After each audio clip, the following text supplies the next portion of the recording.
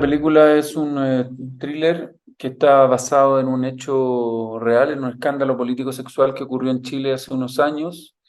y es básicamente la historia de una mujer joven, sin poder, eh, que comienza una batalla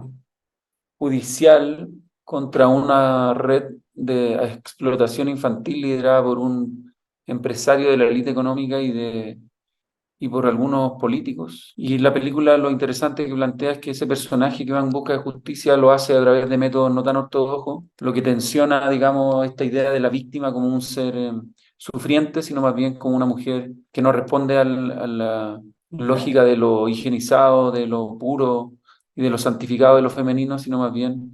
una mujer que está elaborando contradicciones, ambigüedades a lo largo de la película y que interpela al espectador a posicionarse éticamente también. Tiene un carácter mucho más subversivo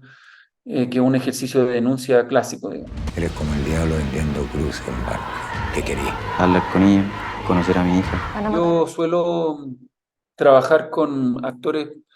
digamos, profesionales con mucha experiencia y otros que no tienen no experiencia o que directamente, como Laura, no son gente con formación académica o en este caso era su primera película. Entonces yo pienso que los castings, al menos a mí, como en mi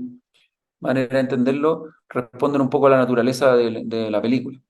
o de la película en cuestión, digamos, para precisamente no hacer construcciones tan exotistas o estereotipadas. Y en este caso, claro, yo estaba buscando un personaje que tuviese como una suerte de misterio, algo sinuoso, muy minimalista, frágil, pero también vulnerable, pero que también con cierto como resabio de una violencia que había padecido ese personaje. Y siento que Laura logró captar esa esencia y obviamente que hubo un trabajo bien demandante para ambos de ir construyendo en conjunto este personaje que a mi juicio tenía como un norte, que era la construcción de una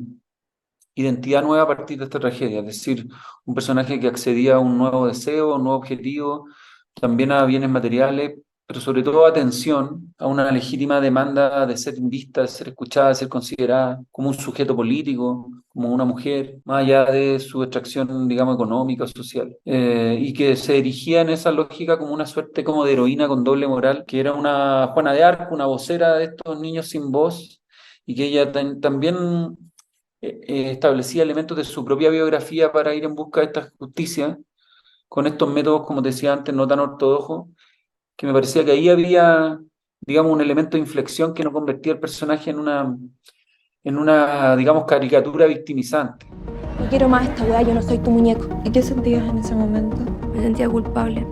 Entiendo el cine como una especie, digamos, de utopía personal donde uno construye un mundo que dialoga con la realidad, pero donde están puestas tus propias obsesiones y miradas de mundo. Entonces, para mí, claro, esta película no tenía como un carácter mimético, ni un afán periodístico, ni histórico, donde yo sintiera que tenía que ser un documento oficial hiper imparcial, sino que más bien era tensionar la realidad y problematizarla desde mis propias miradas como realizador, desde mis propias búsquedas formales,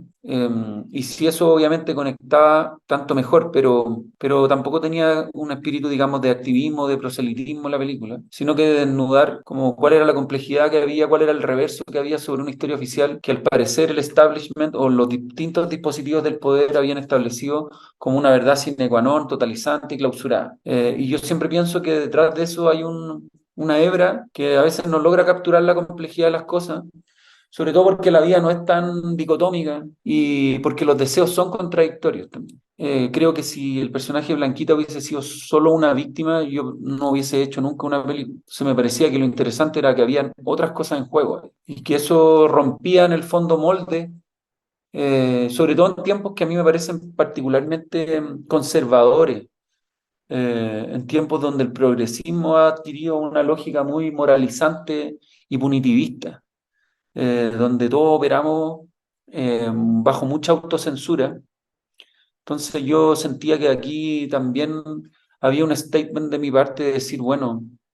Yo no me voy a sumar a esta lógica uniformizante donde el pensamiento crítico o donde complejizar cosas incómodas está vedado, sino más bien al contrario. Y no lo digo desde una lógica mesiánica ni tampoco desde una prepotencia, lo digo como un acto genuino de que entender que uno como cineasta también tiene una responsabilidad, digamos, de ir en contracorriente con ciertos pensamientos que son totalizantes y que obturan el diálogo, que es algo que a mí siempre me ha parecido importante de volver a poner